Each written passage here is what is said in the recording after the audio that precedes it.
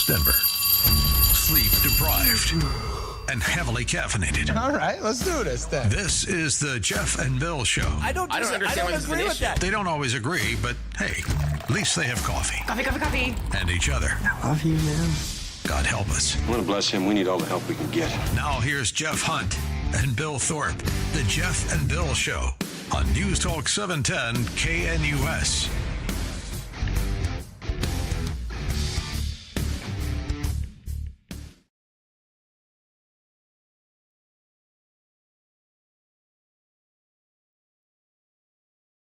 Well, it's 6 a.m. in the Mile High City on this Monday, June 16th, 2025. Good morning, Denver, Colorado. You've tuned into the Jeff and Bill Show, News Talk 710 KNUS. I'm your co-host, Jeff Hunt, along with Bill Thorpe, bringing you the freshest insights and hottest takes from the right, left, and center. Hope you had a great Father's Day. Hope you had a great Flag Day. Get to celebrate the 250th anniversary of the Army. Maybe you're out there part of the No Kings protest. Well, we all know Colorado's blue, America's red. It all meets right here on the Jeff and Bill Show. We're invited to be a part of the conversation. Would love to hear from you, especially if you're part of the No Kings protest. Give us a call, 303-696-1971, or text us on the Dan Caplis Law text line at 720-819-5115, 720-819-5115. Got a lot to talk about today. We'll get into the No Kings protest, the arrest that took place in Denver over the weekend, plus the Minnesota attack. Rory O'Neill, NBC News national correspondent, will join us to provide the latest on that. We'll get into the D.C. military parade. Watched a little bit of that on Saturday. Fascinating, that was Saturday. And then the Israel-Iran war, we'll give you an update on that. So lots of news to cover today. I want you to be a part of the conversation. Again, the phone line number 303-696-1971, or text us on the Dan Caplis Law text line at 720-819-5115. Now it's time for News and Comment with Mr. Blake Olson. Blake Olson. Blake Olson, News and Comment.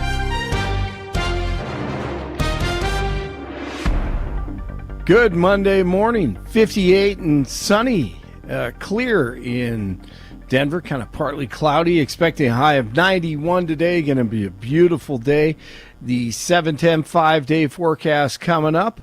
Our top story, a body found near I-25 in Douglas County is being treated as suspicious. The Douglas County Sheriff's Office said the body was found Sunday, a half-mile north of the Larkspur exit. Investigation is underway. Dozens of people facing charges over the weekend at No Kings buffoonery in Denver. 35 knuckleheads arrested and one juvenile cited and released after protests Saturday night. Some jack wagons were arrested after they tried to push past police in several locations so they could walk onto I-25. Just You know, there's an element of natural selection that's taking place there, Blake, and maybe the police should just allow it to continue to happen. I think so. You know what? I was thinking the same thing. Great minds think alike. Oh, man. Some commies threw rocks, Jeff, and bottles at police and then responded with smoke and pepper balls to disperse them. When the sun went down, the criminal activity went up, of course. A lot of these commies are bought and paid for by communist organizations and wealthy leftists. In Salt Lake City, one person is dead after a shooting during Saturday's No Kings protest near a federal building. Police have a suspect in custody, but still trying to figure out a motive. 47 announced he is directing his administration to use every resource possible on mass deportation efforts. He mentioned increasing enforcement actions in L.A., Chicago, New York, and other cities he considers the core of the Democrat power center. Denver. DJT meeting with Canada's Mark Carney today at the G7 summit. All right, the suspect in the killing of a Minnesota lawmaker and her husband is set to appear in court this afternoon. Vance Bolter faces multiple charges after a 2-day manhunt, including 2 counts of murder and 2 counts of attempted murder. He's accused of killing Representative Melissa Hortman and her husband, and shooting Senator John Hoffman and his wife. The DOJ is looking into possible federal charges after investigators say they potentially found a hit list with names of federal lawmakers. Death penalty. That's why I love the death penalty. Israeli Prime Minister Netanyahu is defending his country's military actions against Iran. In an interview with Fox News, Netanyahu said Sunday Israel will do whatever is necessary to remove the nuclear threat Iran poses. The escalation of airstrikes and missile attacks has resulted in a growing number of deaths in both countries. 1 person has died following a shooting near Coors Field. Police reported the shooting in the 2200 block of Blake Street just after midnight Sunday. No other information has been released. News brought to you by Lair Fireplace and Patio, Denver's premier source for everything fireplace, patio, and grills, locally owned and operated since 1954, online at lairfireplacepatio.com. J.J. Spawn wins the U.S. Open at 1-under. The NBA Finals continue tonight in Oklahoma City, and the Rocks crush the Braves 10-1, the final. 57 in North Glen, 56 in Englewood, 58 in Denver. Jeff and Billy have kicked off the brand new week. Blake Olson, News Talk 710 KNUS. Your 710 5-day forecast here in Denver on this early Monday. Just a few clouds this morning. Temperatures right around 60 degrees by daybreak. Then for the rest of your Monday, mostly sunny skies. Pretty hot this afternoon, near 95. Partly cloudy tonight, lows down to 60. Tuesday, early sunshine with a slight chance for a late day shower or thunderstorm. Highs around 85, lows in the mid-50s. Weather sponsored by Colorado's Best Roofing. Reminding you to protect your home from the harsh Colorado weather and schedule your free no-obligation roof inspection today at roofingcolorado.com. That's roofingcolorado.com. I'm meteorologist Patrice Sutter in the 710 KNUS Weather Center.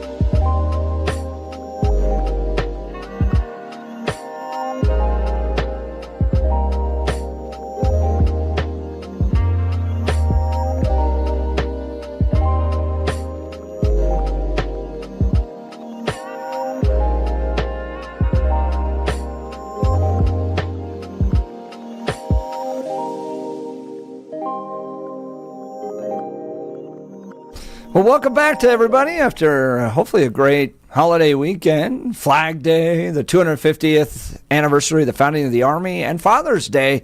We're back in it this morning. Bill, did you have a good Father's Day? Yeah, it was nice. It was pretty relaxed. There was something where, I told my wife I'm going to go mow the lawn, and then we help out the people across the street, and I was going to mow their lawn. She's like, it's Father's Day, you don't have to. And I'm like, no, this is just a little bit of peace and quiet.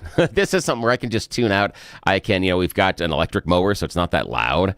And again, Doesn't surprise me. Yeah. Well, the thing is, why we switched it is because I was tired of having to take apart the engine every season. It was an extra 3 to 4 hours because I'd have to clean it out, clean the spark plug, clean the carburetor. It wasn't awful. It wasn't, but it was like, okay, the very first time you got to mow the lawn, you're like, well, here's a 3-hour project. I wanted that. You're not doing it to save the planet? No, I'm doing it because it's easy and I'm a little lazy.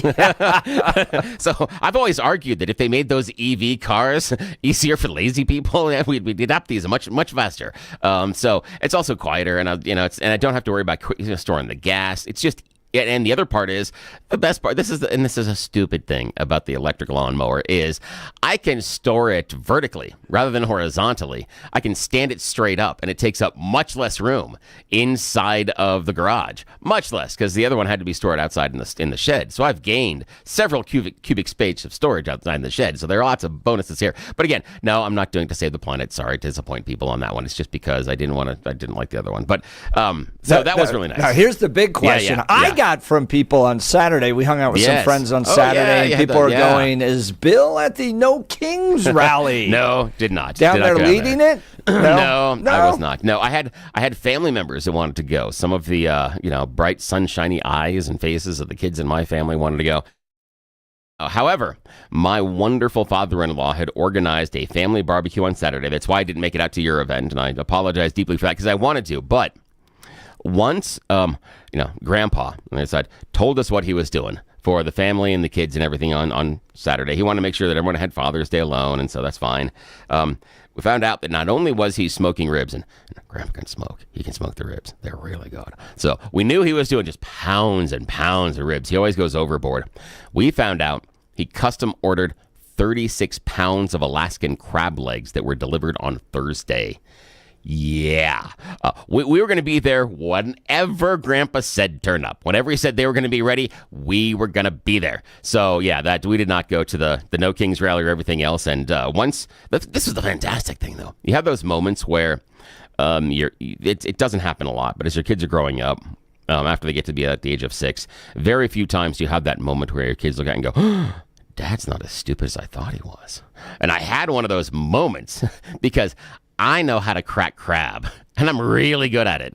And I know how to use all the little tools, and I showed my kids some tricks. I'm like, no, don't do it that way, do it this way, and here's how you get the full meat, and this is how you get this. And they went, oh.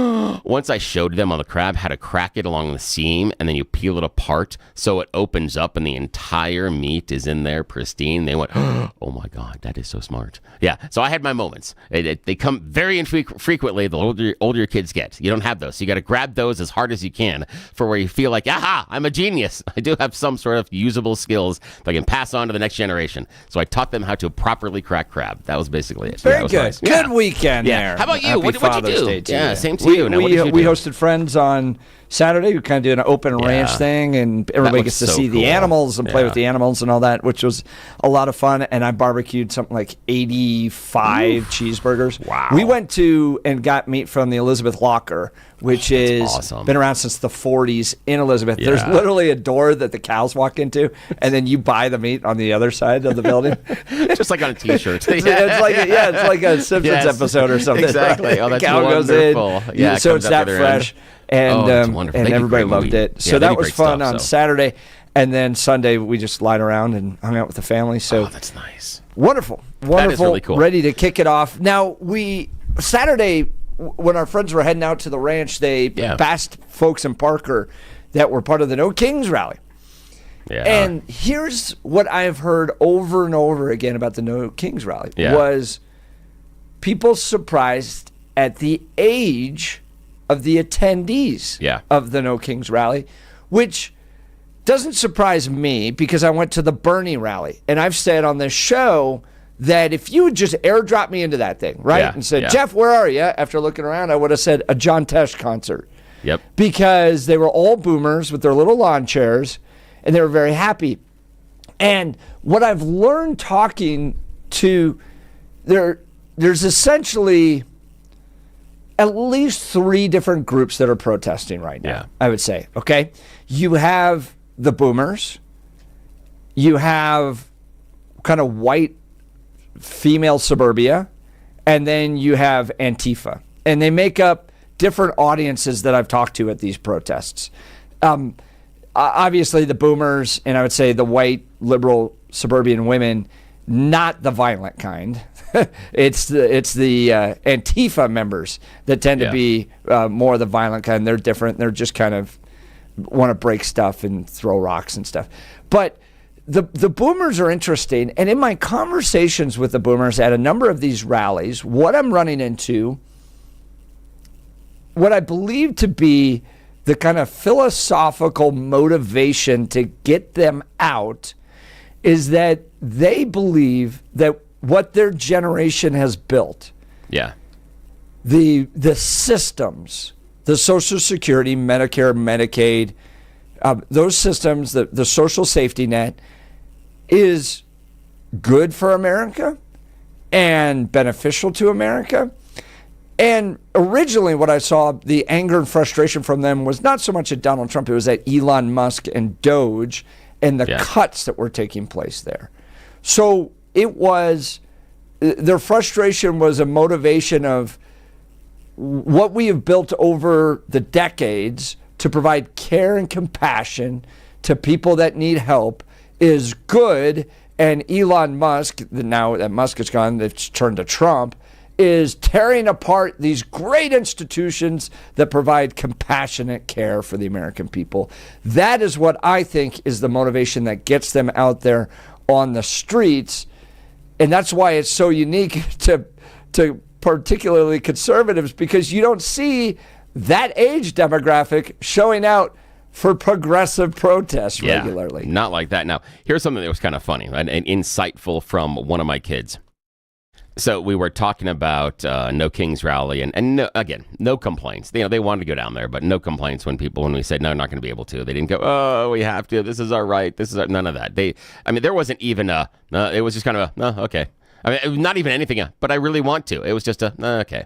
Now, what I thought was very insightful from my kids, we were talking about the various No Kings rallies across the cities, and popped up our conversation on Friday about the No Kings rally in Parker during Parker Days, and how there's kind of a tension there as to, this is Parker Days, a celebration of the community, and then No Kings rally, people say they're going to be there, and first they were, and then the organizer canceled, and then people said we're going to show up anyways. The organizer said it's back on, and one of my kids brilliantly turned to me and said, isn't that like the most whiny liberal thing that you've heard of ever? They're like, I can't drive to Denver.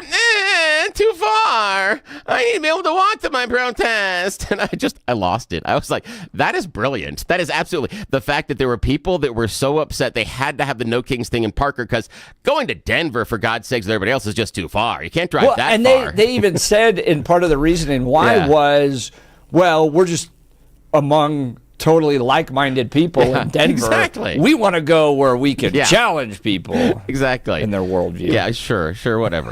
Just again, my kid, and I'm like, that's really smart. The idea that, and the kid followed it up with the idea of, he goes, isn't that just like the perfect example of most liberals? Yeah, I believe in something, but not if it takes too much effort. And I'm sorry. I thought that was really funny. I thought that was really, really, really funny. And I think you've got something on the idea of why the boomers showed up. And I think you're absolutely 110% right on it, because I feel it is the same reason that while I support the transgender community, I am not in favor of putting transgender athletes in physical sports with women, because I saw the struggles of the girls fighting tooth and nail to get their own sports, to get their own funding, to get their own divisions, to get their own respect. I watched it my entire life. So I think you're right that these boomers, and whether they're right or they're wrong, we can agree or disagree based on their perspective, but they saw these fights their entire life, and they're seeing through the stroke of a pen that they're all going to disappear. I think that's very insightful. Yeah, and it's just a unique demographic. It's not one that you normally see you would think is going to take the time to go out there. And so there is this kind of element of the holdover of the 60s. Oh, yes. Right? It's yes. Like they haven't been out. I saw some of the posters. Yes. Yeah, absolutely. They haven't been out protesting in 50 years. Yes, forever. Lo and behold, they're going to make sure they get out there. But they walk a little slower, shuffle along. They bring chairs with them. Yes, exactly. They make sure they have sunscreen. Yeah, they have the big hats. The big hats that are out there. I loved it. Yes. So here's my question: is it making an impact? So to have a boomer speak into the political ethos and say, what's Donald Trump's doing is wrong. We've built these great institutions, Social Security, Medicare, Medicaid. We don't want them cut. Is it going to change somebody's mind? Or do the young people, like, it's funny, we're in this like reverse 60s thing. Yeah. Where the young people are looking at the people coming out to protest, and we've seen poll after poll say that young people are now getting more conservative. So Yeah, at least the guys. Yeah. Yeah, at least the guys are. So are they throwing off and shrugging off the boomers that are going, hold on, you're going to want that Social Security someday? Or do the young people, particularly young men, want to see these types of changes in their government because they see the $37 trillion in debt and inefficiencies in government, and they want to see things change?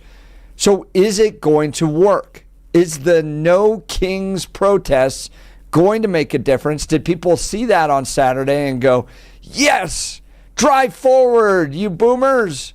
Or was it shrugged off? People went to the pool. The other comment I heard from a lot of folks that were driving in was not a lot of honking. Not a lot of people going, yay, go, go, go. So did No Kings work? Love to hear from you. I would think yes. Only because the smartest thing I thought is they didn't pick a particular issue. So no matter what you were mad about, you could show up for regardless of the administration. I thought that was, for branding, incredibly intelligent because your own pet issue is covered under this umbrella.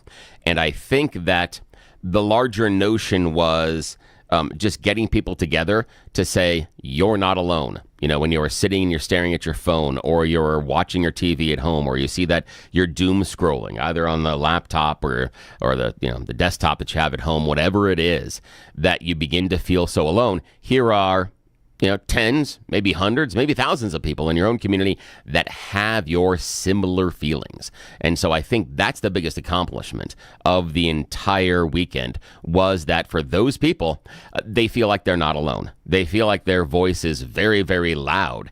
And what I also think they'll take from it, and we'll get to it later, is compared to the crowd at the Donald Trump parade for the Army, theirs was larger. Now, it's not a fair comparison because you have a singular right. event at one place in the country exactly. versus all over this. So it's not a fair comparison. However, that doesn't matter to their mind. Their mind is number bigger.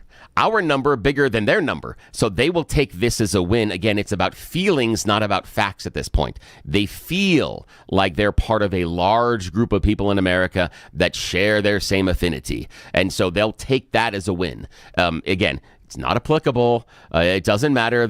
I didn't see a single event, maybe outside of Philly, that would have the size of the crowd that they did in D.C. I didn't see anything else across the country that was necessarily even challenging that size, so it wasn't a one-to-one comparison. But because they saw all these rallies all over the country, they'll take that as, we have much more people. They'll take that as an emotional win for them. So this is about reaffirming beliefs, and I think they did a good job with it.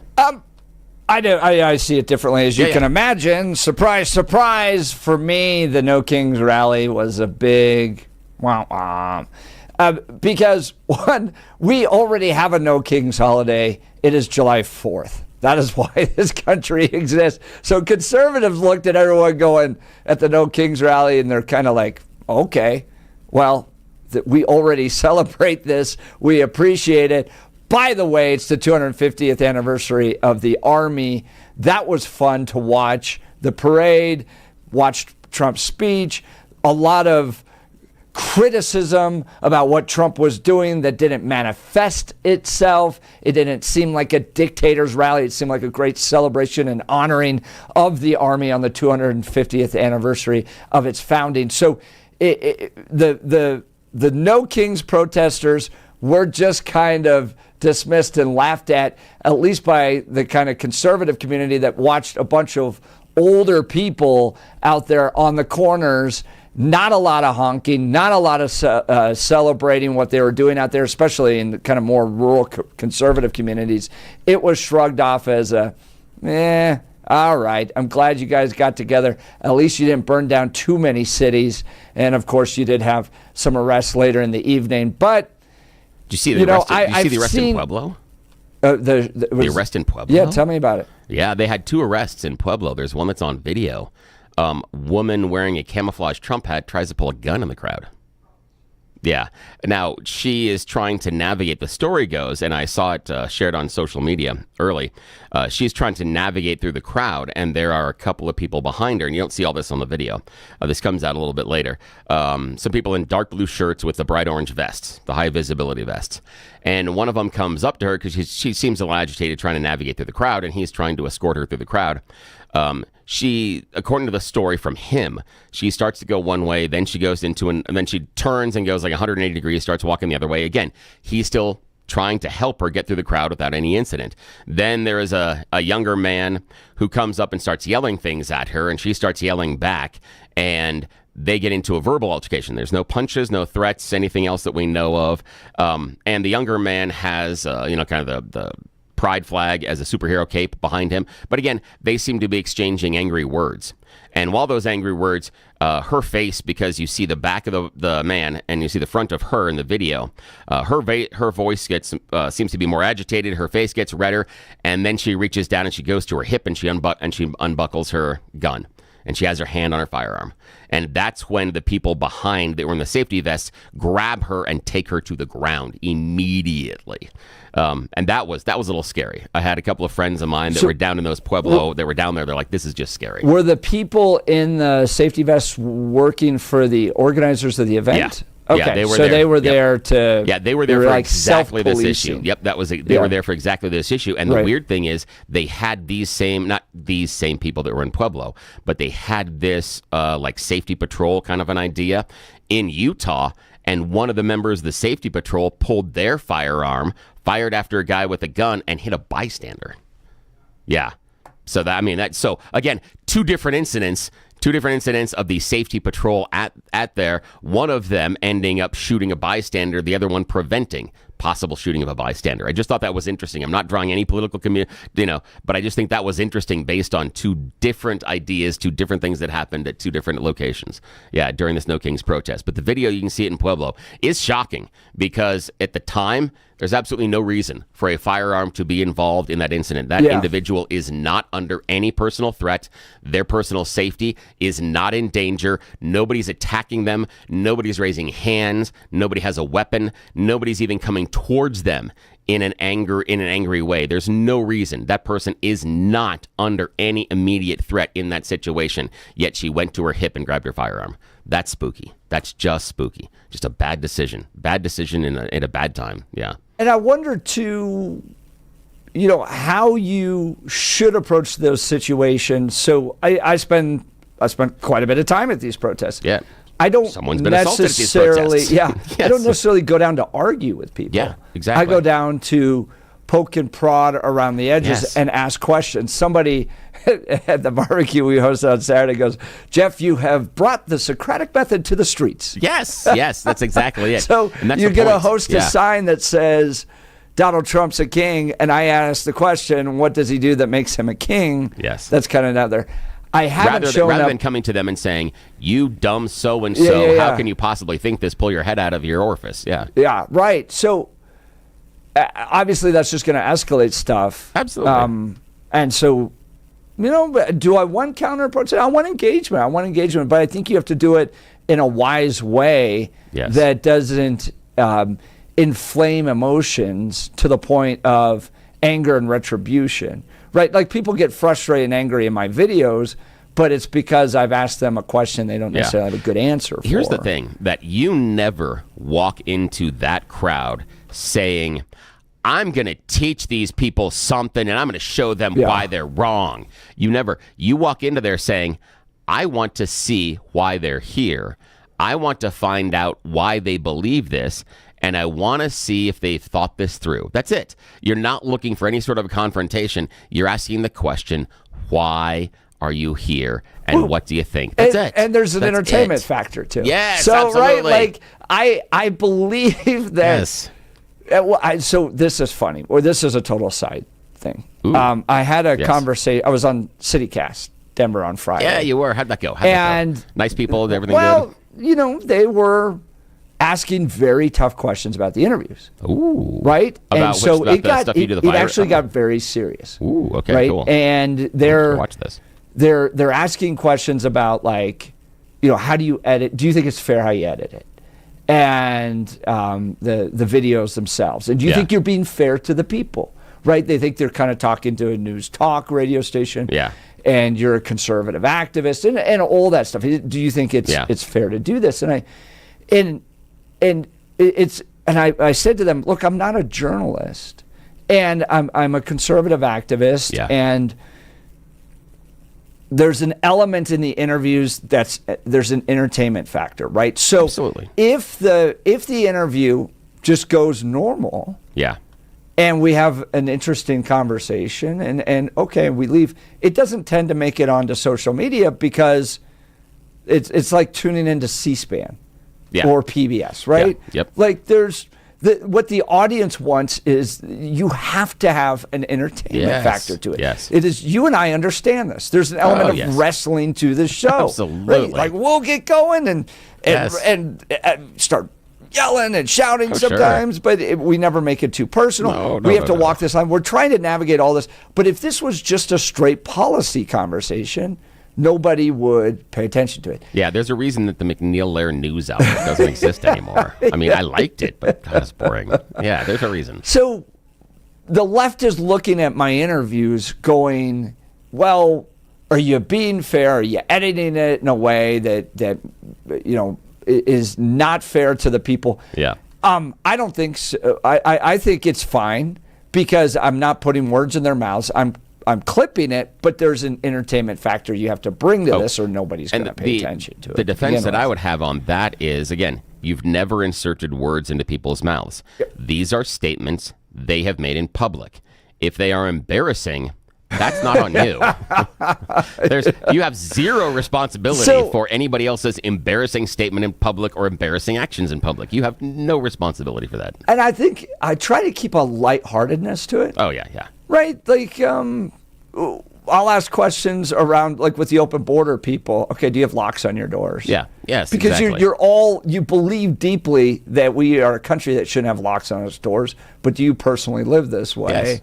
Yes. And then they cut the conversation off. But to that point, compared with what happened, I guess, in Pueblo, I'm not going down there to shout, scream, and force something upon somebody. And also, you're just a really nice guy, and that comes out in the interviews. It comes out, and they said that you're not there to start some sort of altercation. You're not there to debate. You're not walking down and saying, with a sign on your chest that says, Donald Trump is our greatest president, prove me wrong. That's not it. You're not looking for that type of confrontation. You're looking for a conversation about why they are there and to give them a voice. So in my conversation with Bree, with Denver City Cast, which I think is out or will be coming out here soon too, she raises this question. She goes, you have very different questions when you go down and talk to people at the March for Life, for instance.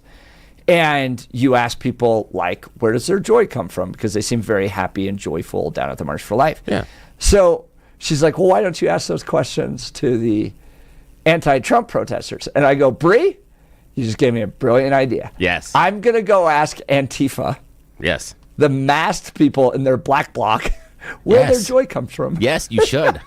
It is a great idea. It's a wonderful idea. What makes you happy? It's a wonderful idea. Yes. So tip of the hat to Bree, who, we ended up in a good place by the end of the conversation. And I always love it. I mean, this show, Bill, you and I have no fear anymore. Good. When it comes to You're welcome. I'm like, after dealing with me let's daily. Go. Dude, if I can handle Bill Thorpe 4 hours a day, 5 days a week, I can handle if you any can walk other across questions. the tightrope above the pit of alligators daily, yes, you're just fine, my friend. You're doing just fine. So, lots to talk about. No Kings. Did you see No Kings? Did you participate in No Kings? My sense is No Kings, kind of a bunch of boomers being cathartic. Oh, this is another really important point. Oh, yeah, okay? yeah. I don't think they're necessarily all paid. Right? Yeah. Maybe there's an element that folks that are paid. I don't want to dismiss that. Yeah. But what I've learned with all these people, it's a form of cathartic release. Yes. For them. Yes, it is. Right? Yes. Like it is, They feel very emotional about this. Yes. They make their sign. They show up downtown, and they feel they're doing something good. It's almost like watching group therapy taking place. This is why one of my kids was so brilliant that it was the idea of, I want to do this thing publicly, but only if it's easy. That's why the people in Parker that wanted to do the No Kings didn't want to go downtown. That's hard. Getting in my car and navigating traffic, it's so much easier to do it in my neighborhood. That's exactly it. That it is the cathartic release of, I've done something, but I haven't done something. You are exactly right. That's why they are there. So I see it as kind of a form of them getting their frustration out, which maybe is a good thing. For the most part, not too violent until the evenings turns around. And that gets into the third element of who shows up at these rallies, right? The three audiences: one, the boomers; two, white suburban women; and then third, the Antifa side. Those are kind of the three groups of people that I see make up a lot of these protests. So give us a call. Did you see the No Kings people honking or driving, waving out there on Saturday? Did you support what they were doing? Did you join them? Were you a part of it? Was it important to confront Donald Trump in this country? Or were you kind of like me and you just go, wah, wah? I mean, I'm glad you have a little place you can get your energy out and have your voice heard and all that stuff, but I don't think you're changing too many minds. I don't think you're impacting that many people, and you're just kind of a bunch of boomers. Give me a call, 303-696-1971. Text us on the Dan Caplis Law text line at 720-819-5115. You're listening to The Jeff and Bill Show. This is Denver's Talk Leader, News Talk 710 KNUS.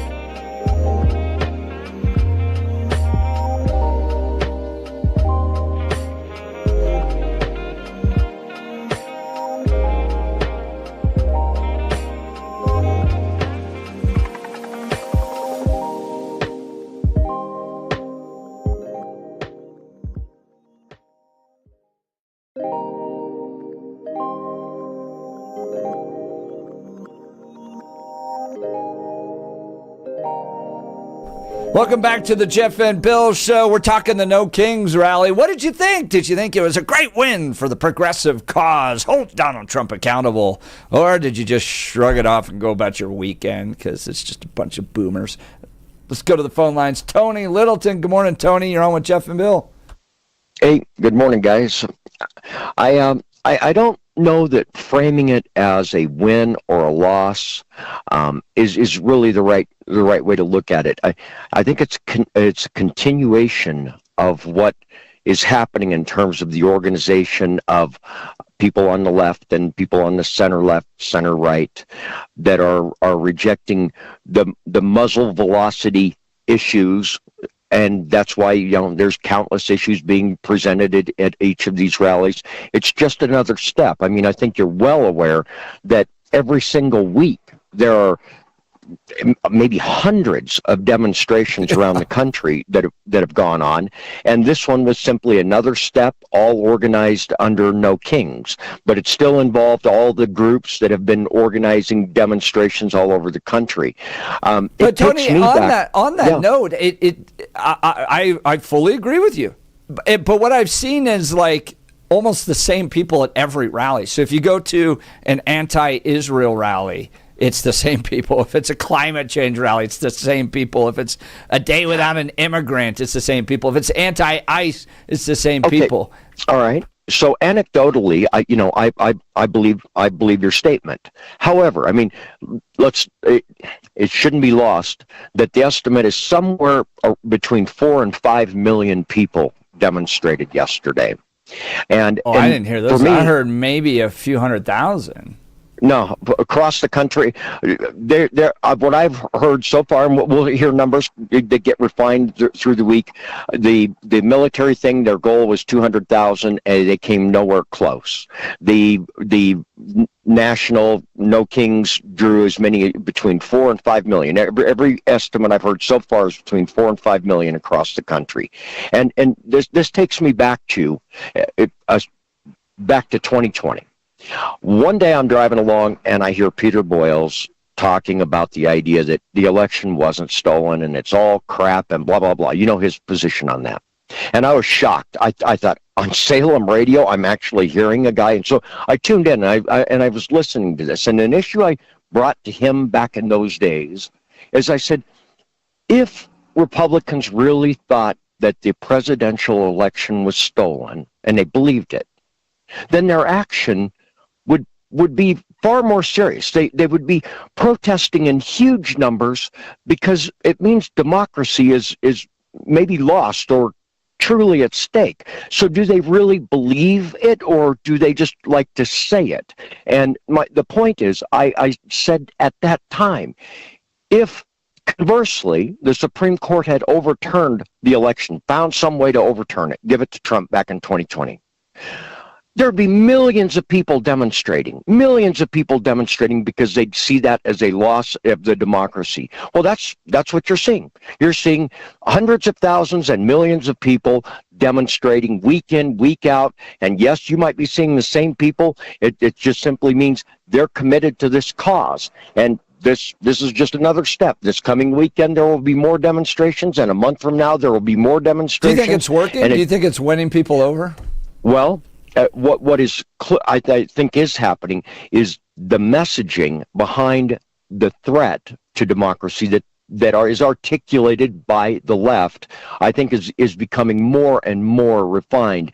People using their blogs and so forth, and I mean, like the Ezra Kleins of the world, they are articulating this in a way that people are getting their hands around, and people look at them. Look, you've heard and read the same things I have. People are saying, why would we spend $45 million on a military parade when we're making cuts to the budget?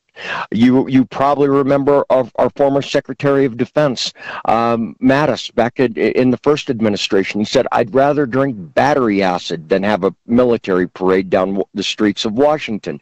Well, these things are all mounting. Tony, messages. I appreciate the call. I just don't necessarily see it that way. The idea of having to I'd rather drink battery acid than have a military parade. I watched the military parade. It was nice. It was inspiring. It was patriotic, and it's nice to have that in our country again. I see the No Kings rally, same people all the time, different issue, but it's all progressive issues. Many of that doesn't affect our lives. I mean, no kings, okay, threat to democracy. Well, are you saying Trump wasn't duly elected in November? What's going on? Anyways, we'll get to the phone lines. We got You Choose the News coming up. Join the conversation, 303-696-1971. Is No Kings working? Is it recruiting people over? Or does the rest of the world just shrug and go to work and hang out with their families as the boomers gather on the street corners? Text line 720-819-5115. You're listening to The Jeff and Bill Show. This is Denver's Talk Leader, News Talk 710 KNUS.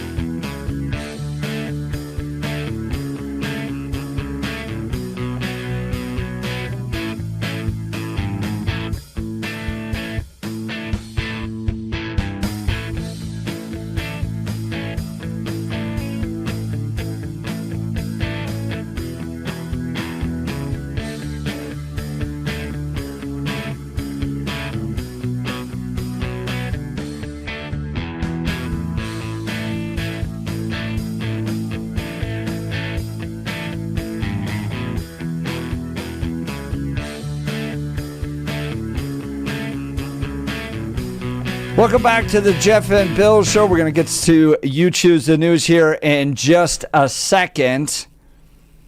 Let's go check in on L&L Heating and Air Conditioning. 94 degrees today. It's going to be hot.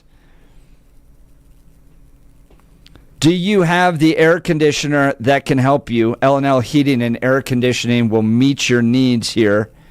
Free programmable thermostat and carbon monoxide detector with new furnace or air conditioner installation. No emergency charges, $0 trip fee. Price match value guarantee and equipment free estimates. Licensed and insured, and a 5-year labor warranty. I love this company. They serviced our house. It works.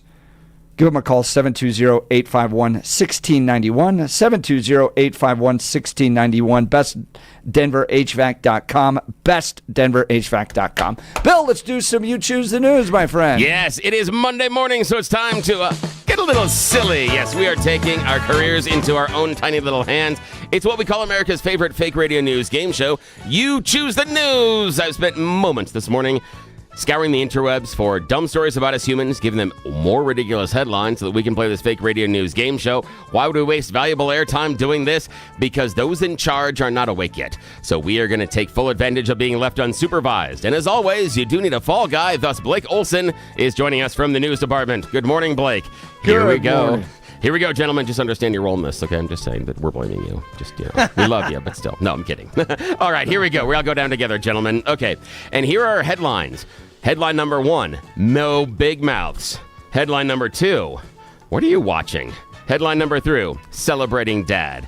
And headline number 3, rise and shine. Mr. Hunt. No big mouths. Yeah, no big mouse. There is a roar heard throughout Kings Island in Ohio, one of the greatest amusement parks in America. But right now they're telling people, hey, no big mouths. Keep your mouth shut. We don't want to hear any of the screaming on the roller coasters.